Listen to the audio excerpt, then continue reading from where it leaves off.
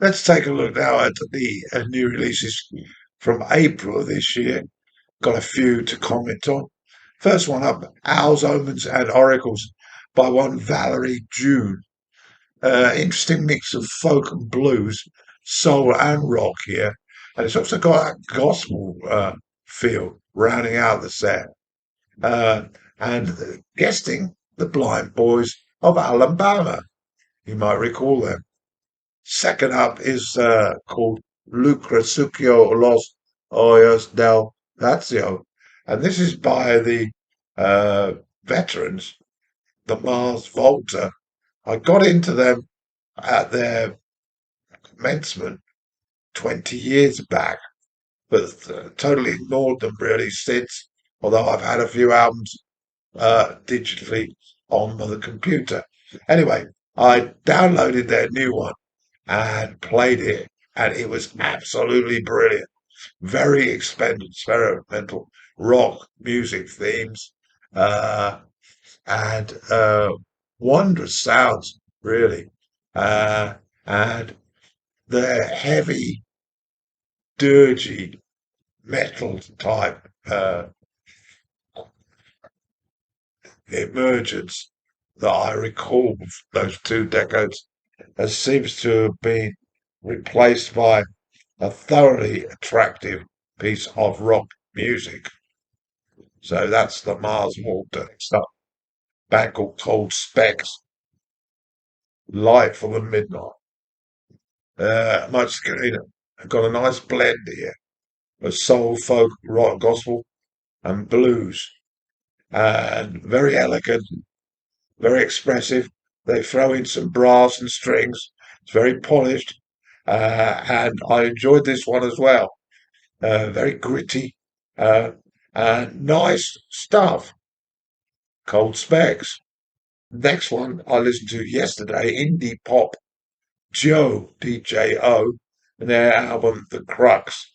Uh, Again, there were moments that were really pricked up my ears. One song that sounded like The Cars uh, off their debut. Lots of nice skippy rhythms and full of energy. Ones and Twos by Gerald Clayton.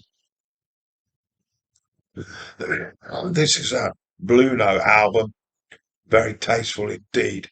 Post-bop, modern classical, Afro-Latin sound to the jazz, uh, Afro-Brazilian rhythms heard clearly on Cinnamon Sugar, which is the second track.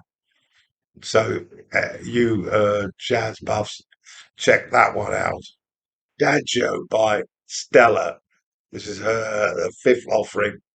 It's a Mediterranean slice of pop, very Greek. She's Greek, and certainly very nice to uh, listen to while you're having your uh, afternoon salad uh, with a glass of wine. Not that I am, of course, uh, but very appealing. The highlight this month, I got to hear an album by Southern Avenue called Family. I raved about this band when they released a record 2 years ago. This is as good. It's got that soully black uh, vocal feel, very gospely, but the band are very rocky, rock blues. They comprise of three sisters, Tyranny, Tyranny Jackson, Ticrera Jackson, and Ava Jackson. Tirinchi is the lead singer and lyricist. And her boyfriend is the Israeli-born guitarist and songwriter Ori Naftali. It's wonderful stuff. It's certainly going to be in my top 20. Uh, and the vocals from the Tyranny Jackson is 5 star. Really is. You can hear Aretha in there. You can hear all that energy, Chaka Khan. It's tremendous stuff. Tennis is the name of the band. Album's called Face Down in the Garden. Fronted by Elena Moore. Lovely vocals from her, silky smooth textures. Uh, and it's got that sort of late night feel, 70s style for indie rock. Uh, she's also, the vocals at times can be related to the late Karen Carpenter or Selena Gomez. Nice stuff. A couple more to mention. A new album by Black Country High Road. Very sophisticated rock here with that jazz feel. Female vocals now have replaced the male vocals on the debut album. Needs a few listens, but you know you're listening to very competent musicians. And then the final one, which I would regard as the best one, is a new album by Mike Scott's Waterboys called Death and the Life of Dennis Hopper.